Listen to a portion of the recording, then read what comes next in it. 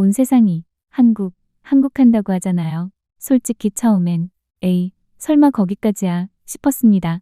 그런데요, 해외여행 한 번만 나가보면 생각이 완전히 바뀝니다. 쇼핑몰에 들어서는 순간, 마트 진열대를 지나치는 순간, 어디선가 들려오는 K-팝, 그리고 문득 이런 생각이 들죠.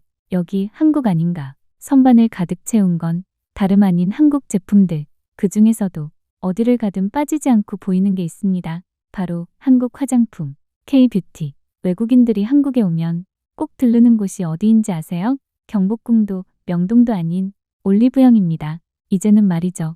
미국 시장에서 프랑스 화장품을 제치고 한국 화장품이 시장 점유율 1위를 차지했습니다. 아마존 같은 온라인 채널, SNS 인플루언서 마케팅을 타고 완전히 불이 붙은 거죠.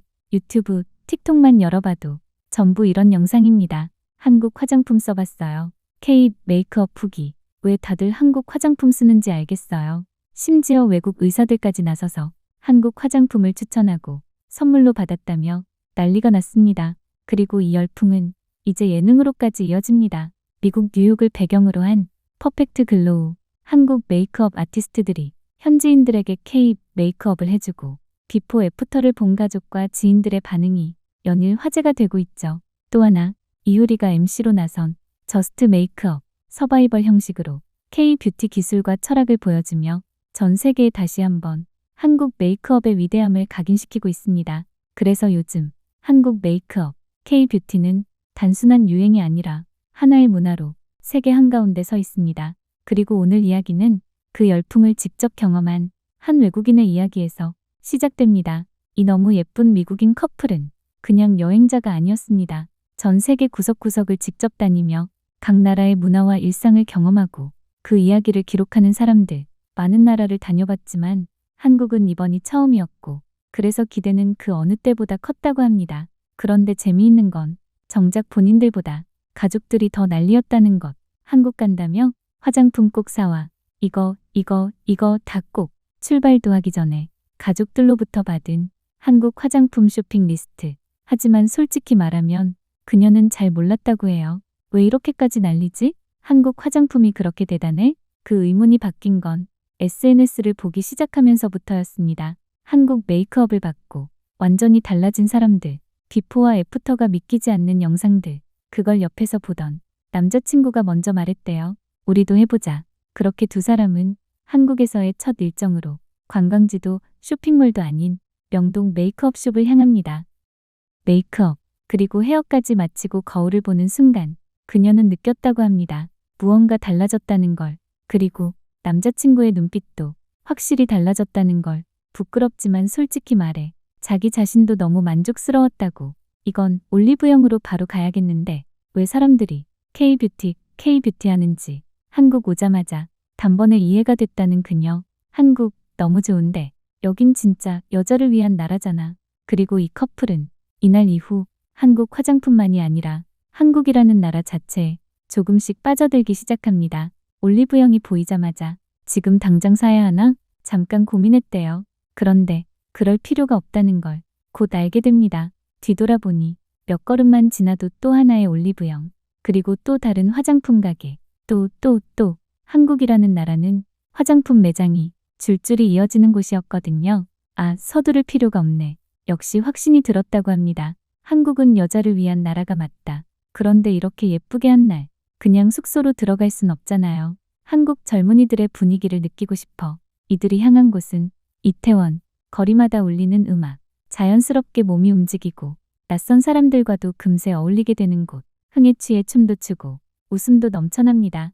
그리고 밤이 깊어질수록 이번엔 종로로 이동합니다. 이태원과는 또 다른 분위기. 조금 더 정이 느껴지고 사람 냄새가 나는 거리. 이상하게 여긴 마음이 편해. 이태원보다 종로가 더 좋게 느껴지는 건 혹시 나이 탓일까요? 한국인 친구와 함께 이제는 한국의 술 문화를 배워봅니다. 술 따르는 법, 잔 돌리는 순서, 말 한마디에도 담긴 예의. 오늘 하루는 머리부터 발끝까지 그리고 술 매너까지도 완벽하게 한국 스타일. 기분은 점점 업되고 밤은 아직 끝날 기미가 없습니다.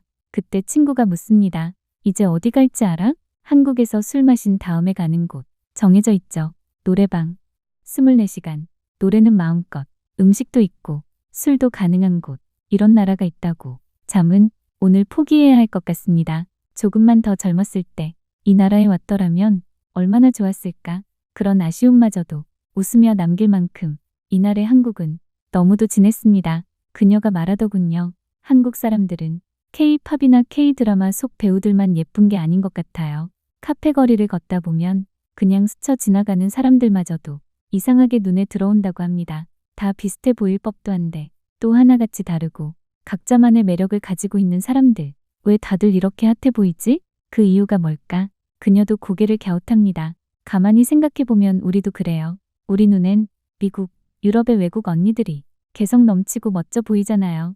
그런데 요즘은 솔직히 말하면 한국 사람들도 개성 강하고 참 예쁘다는 생각이 듭니다. 이게 K-파워일까요? 아니면 K-렌즈로 세상을 보기 시작한 걸까요? 서울은 분명 모던하고 도시적인 분위기가 강한 곳이지만 그 안에서 전통을 놓지 않고 함께 살아가는 도시처럼 느껴졌다고 합니다. 그래서 외국인들이 꼭 들린다고 소개받은 곳, 한국의 길거리 음식, 이들이 향한 곳은 광장시장입니다. 혹시 바가지 씌우진 않을까?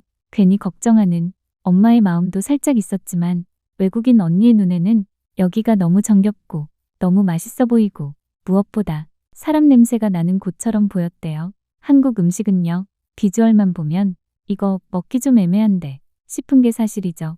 그런데 한 입 먹는 순간 생각이 완전히 바뀐답니다. 뭐야 이 맛? 이런 맛이 있어? 한국 음식 이 정도였어? 너무 신나서 연신 웃음이 터져나옵니다. 그러다 문득 좀 더 한국적인 음식을 경험해보고 싶어졌다고 해요. 그래서 남자친구에게 다시 한번 미션을 줍니다. 좀 더 로컬한 거 알아봐줘. 그리고 예약해서 도착한 곳, 화려한 레스토랑도 유명 맛집도 아닌 한국 할머니에게 배우는 칼국수 만들기. 고급진 음식이 아니라 한국 사람들이 집에서 흔히 먹는 음식. 그게 더 궁금했대요. 할머니가 알려주는 방식 그대로 밀가루를 반죽하고 육수를 우려내고 하나하나 손으로 배워갑니다. 빵을 만드는 건가 싶은 투박한 손놀림. 음식 냄새가 나고 사람 냄새가 나는 이 시간. 그녀는 말합니다. 이 순간이 마음이 찡해지는 경험이었다고. 다시 한국에 오면 꼭 다시 오고 싶은 곳이에요. 짧은 한국 여행이었지만 돌아보니 한국을 너무 가볍게 생각했던 것 같아 조금은 후회가 된다고 합니다.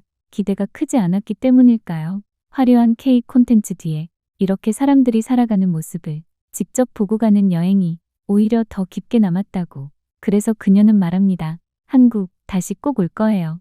이번엔 여행자가 아니라 조금 더 알고 싶은 사람으로요. 처음엔 그저 유행처럼 들리던 K 한국이라는 말, 설마 거기까지일까? 반신반의하며 시작한 여행이었지만 이 커플은 알게 됐습니다.